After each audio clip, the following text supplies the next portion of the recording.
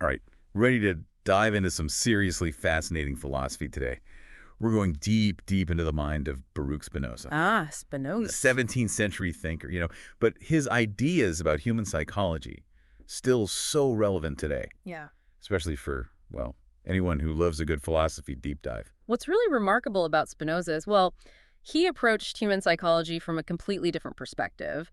Didn't see humans as, separate from nature, or above it. Right. He argued that we're governed by, well, the same universal laws as everything else. And that's what makes him so fascinating. We're basing this deep dive on the Stanford Encyclopedia of Philosophy's entry on Spinoza's psychological theory. Oh, a classic. So get ready for some dense, but trust me, truly rewarding exploration. To kick things off, maybe you could tell us a bit about this idea of humans being a part of nature. Sure. I mean, what does it even mean? And why was it so radical back then? Well, you see, back in Spinoza's day, the main way people saw the world, they put humans at the center of everything, like separate from nature and superior to the natural world, of course. Yeah. But Spinoza, he kind of flips this whole idea on its head. He argues that we're not exceptions to the laws of nature, but we're actually expressions of them. So everything that makes us human, our bodies, our thoughts, our emotions, all of it can be understood by looking at these natural laws. So that's where his famous concept of Conatus comes in, right? Exactly. The striving to persevere in being. It's a fundamental concept for him. But what's so groundbreaking about applying this concept to, well, everything, not just as humans? Yeah. Conatus is, often oversimplified. People think it's just inertia, but it's way more dynamic than that. Spinoza sees it as this, active force, this striving to not just exist, but to, really enhance our existence, become more powerful, more capable in the world. And the truly radical part, he applies this to absolutely everything, not just humans. I mean, plants, rocks, animals, everything has this built-in drive to persevere and flourish. Okay, I'll be honest. I'm a little skeptical.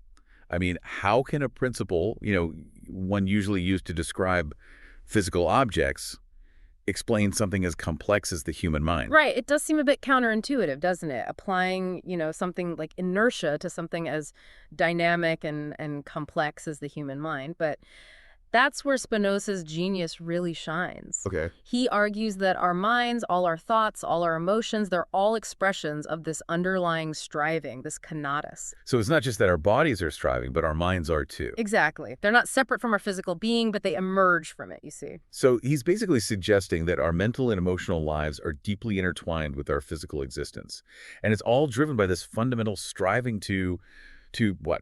Persist and thrive. You got it. That's pretty wild. Yeah. And it leads us to, well, one of the most fascinating and maybe even challenging aspects of Spinoza's philosophy, his view on emotions, or what he calls affects. Okay, let's unpack that. How does Spinoza connect Conatus to human emotions? Because that feels like a jump. Well, he starts by saying that desire is essentially striving, but combined with consciousness. So to put it simply, we desire what we see as beneficial to our striving, to our continued existence and our flourishing. And from this basic desire, he says all other emotions spring up.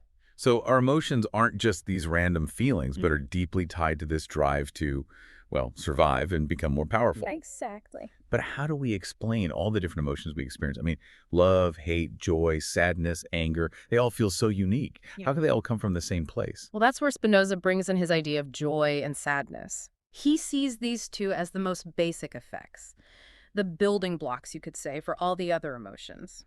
Joy, for Spinoza, it's an increase in our power to act, to strive. It's a feeling of expansion, like becoming more capable. I like that, becoming more capable. And then sadness, well, that's the opposite. It's a decrease in that power, a feeling of contraction or being held back. So every other emotion, no matter how complex, it all goes back to these two basic effects, these shifts in our power. That's exactly it. Think of it like a spectrum. Love, for example, it's a form of joy, right? Because it connects us to something that enhances our power to act and flourish. But hate, on the other hand, that's rooted in sadness. It comes from feeling threatened, like our well-being is in danger. All the nuances, all the complexities of human emotions are just variations on these fundamental themes, you see. This is a really interesting way to think about emotions. It's like even the emotions we usually see as negative, they actually have a purpose, Right. a function in our striving for self-preservation. Exactly. Spinoza really challenges that traditional way of looking at emotions, where we see them as something to be controlled or suppressed. He sees them as valuable signals, feedback mechanisms. They tell us if something is beneficial or harmful to our striving. So instead of judging our emotions, as good or bad, we should try to understand what they're telling us about Yes. our relationship with the world and our own striving. Exactly. It's about developing a deeper awareness of our own emotions, recognizing the underlying causes and motivations behind them. That, for Spinoza, is the key to more freedom and a more fulfilling life. This idea of understanding our emotions, like they're rooted in Conatus, it's really making me think differently about my own feelings. But I'm curious about how this works with specific emotions. Like, what about pity? Pity. How does Spinoza, with all his emphasis on power and self-preservation, approach something that seems so selfless? That's where his analysis gets really interesting. And while for some a bit controversial, he actually says that pity decreases our power, sees it as a type of sadness. Oh, it comes from us, being aware of someone else's suffering. And since sadness, like we talked about, it's a decrease in our power to act and strive, pity, well, it weakens us. That's not how we usually think of pity. It's seen as virtue, a sign of empathy. Is Spinoza saying we shouldn't have compassion at all? Not exactly. Yeah. But he is asking us to think more critically about pity, Right. its role in our lives, our ethical actions. He argues that when pity takes over, we get so focused on the other person's suffering that it can paralyze us. It can stop us from actually doing something to help, to ease their pain, or even our own. So he's not saying we shouldn't care about other people's suffering, but we shouldn't let it overwhelm us to the point where it becomes, well, debilitating. Exactly. Spinoza believes true compassion means understanding and action. Instead of just like wallowing in pity, he'd say we should put our energy into actions that increase our power. And hopefully the power of others too. Genuine empowerment, that's the key to a virtuous life for him. This makes me think about self-esteem. Where does that fit into Spinoza's view of emotions? Self-esteem, for Spinoza, it's a powerful affect, a type of joy, actually. He calls it acquiescentia in si ipso, which basically means self-contentment or being at peace with yourself. It comes from understanding that we are the cause of our own actions, recognizing our own agency and ability to shape our lives. So it's not about like ego or arrogance. It's about recognizing our power to actually do things in the world. Precisely. Spinoza thought this recognition of our power, it was essential for achieving what he called blessedness, which is like the highest form of happiness for humans. Blessedness isn't about, fleeting pleasures, but a deeper, more lasting joy, the kind that comes from understanding ourselves and our place in the universe. That idea, self-esteem as a path to happiness, it actually lines up with a lot of modern psychology, right? But it also seems to connect back to Spinoza's focus on reason and self-knowledge. Oh, absolutely. He saw cultivating reason as the key to understanding our emotions, mastering them, not being controlled by them. He believed that through reason, we could see our desires, our fears, and our motivations more clearly. And then, well, we could make choices that really align with our striving for self-preservation, for flourishing. Okay, we've talked about pity and self-esteem. What about some other classic emotions like fear and wonder? How do those fit in? Spinoza had some really sharp observations about fear and wonder, especially when it came to understanding society and politics. He knew how powerful fear could be in controlling people. He even suggested that states could use threats to make sure their citizens obeyed. That sounds, well, a bit manipulative, doesn't it? Using fear to, control people. It does, and in his later writings on politics, Spinoza explores other ways. In his theological political treatise, he argues that appealing to wonder and devotion, it can actually be more effective and ethical for governing. He uses the example of Moses, who brought religion into the Hebrew state, not just as rules backed up by fear, but as something inspiring, something to be in awe of. So instead of ruling through fear and punishment, he saw value in inspiring people and fostering this sense of shared purpose and wonder. That seems very different from how things were usually done back then. It was, and, well, it still is. Spinoza's ideas about how emotions work in politics are really relevant even today, as we deal with things like social cohesion, political divides, and the ethics of leadership.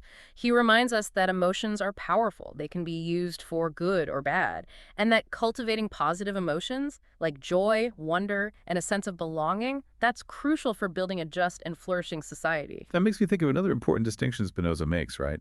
The difference between passive and active effects. Oh, you're right. That's a key part of understanding how Spinoza sees us moving from being controlled by outside forces to becoming more self-determined, more empowered. Remember, for him, it all comes back to striving, to Conatus. Yeah. Passive effects, they come from outside causes, things that just happen to us that we don't have much control over. So passive effects are like reactions to the world around us, Yeah. like being startled by a loud noise or feeling sad when someone we love leaves. Exactly. They're basically emotional responses that take away from our power to act. Active effects, on the other hand, they come from inside us. They come from our understanding, from our ability to act intentionally in the world based on reason and knowledge. That sounds similar to what we were saying about self-esteem, right? Yeah. Recognizing ourselves as the cause of our actions, not just reacting to external things. Very much related. Active joy, for example, it's not just feeling pleasure, but understanding where that pleasure comes from and recognizing our role in creating it. And active desire, it's not about being pulled around by external temptations, but setting our own goals, choosing our path based on what we understand is truly beneficial to our striving. So active effects are about becoming more conscious, more intentional in how we act and respond emotionally. Precisely. They represent a shift from being passively controlled by outside sources to becoming active agents in our own lives and shaping our own destiny. This is where Spinoza's ethics really start to take shape. Okay, now I'm really intrigued. How does this idea of passive and active effects connect to what Spinoza thought about good and evil and how we should live? This brings us to one of the most important active effects in his whole ethical framework, nobility, or what he calls generositas. Nobility, generosity. Okay, tell me more. How does that connect to living a good life? Nobility, for Spinoza, it's a completely active desire. It's the desire to connect with others in friendship, to help them, to contribute to their well-being. It comes from our understanding that our own flourishing is tied to the flourishing of others. It's a powerful counter to the idea that Spinoza's ethics are all about just looking out for yourself. So even though at some level all actions are driven by Conatus, by this drive to preserve ourselves, Spinoza sees a way for real altruism through this active affect of nobility. It challenges that idea that he's just a, strict psychological egoist. It does, and this is where Spinoza's philosophy gets so complex and nuanced. He argues that when we truly understand our own striving, we realize that helping others, contributing to their flourishing, it ultimately benefits our own striving too. It's this amazing insight, connecting our own individual flourishing with the well-being of everyone. This is beautiful, but I have to admit, I'm still trying to square it with his earlier ideas about psychological egoism, where he seemed to say that all actions are ultimately self-interested.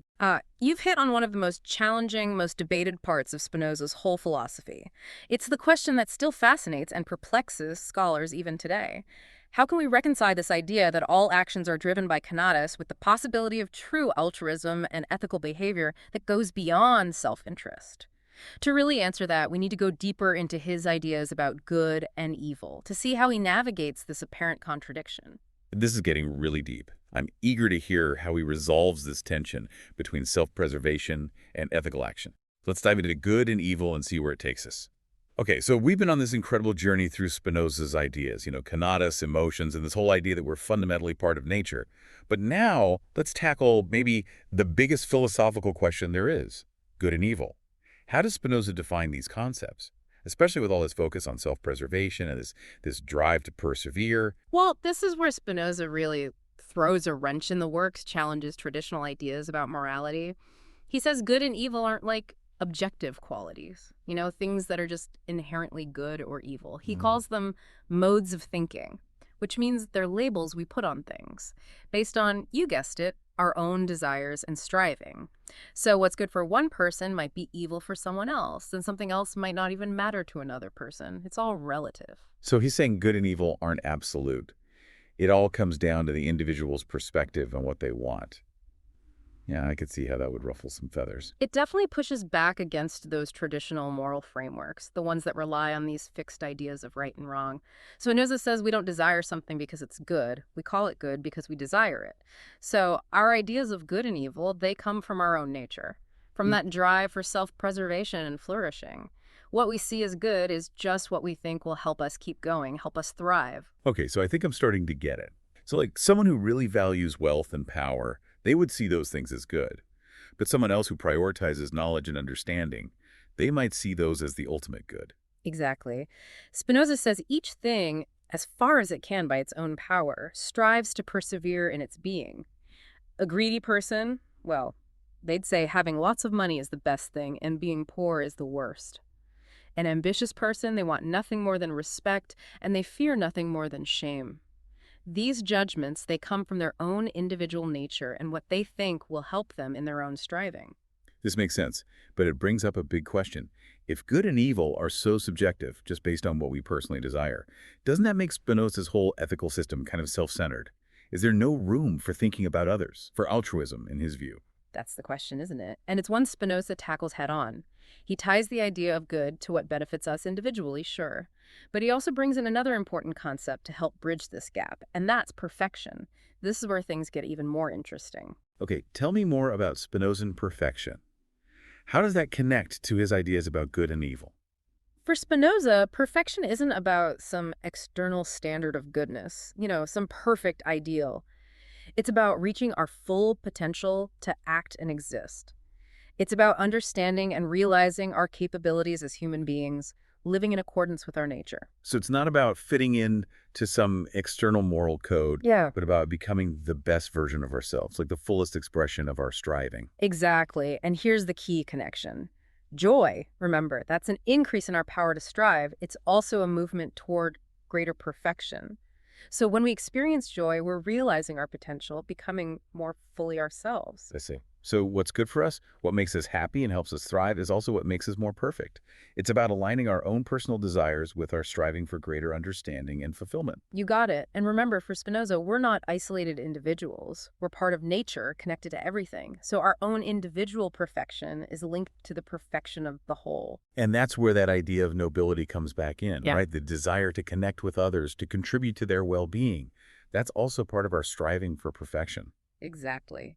Spinoza says when we really get our own striving, we see that helping others, contributing to their flourishing, it ultimately benefits us too. It's this interconnectedness, this understanding of ourselves as part of something bigger that makes true altruism possible, even within Spinoza's framework that might seem egoistic at first. That's a pretty profound idea. It means true self-interest, at least as Spinoza sees it, isn't about being selfish. It's about aligning our own striving with the well-being of others and the perfection of everything. It's a beautiful vision, but also a challenging one. It asks us to really look at our motivations, to develop our reason, and to keep striving for a deeper understanding of ourselves and our place in the world. And that's a perfect place to wrap up, I think. Spinoza reminds us that pursuing knowledge, that constant effort to understand ourselves and the world around us, that's the path to both individual and collective flourishing. I couldn't agree more. Thanks so much for this amazing deep dive into Spinoza's thought. It's really made me think about human psychology, emotions, and good and evil in a whole new way. It's been my pleasure. And to everyone listening, keep asking questions, keep striving, and keep exploring this incredible, endlessly fascinating world of philosophy.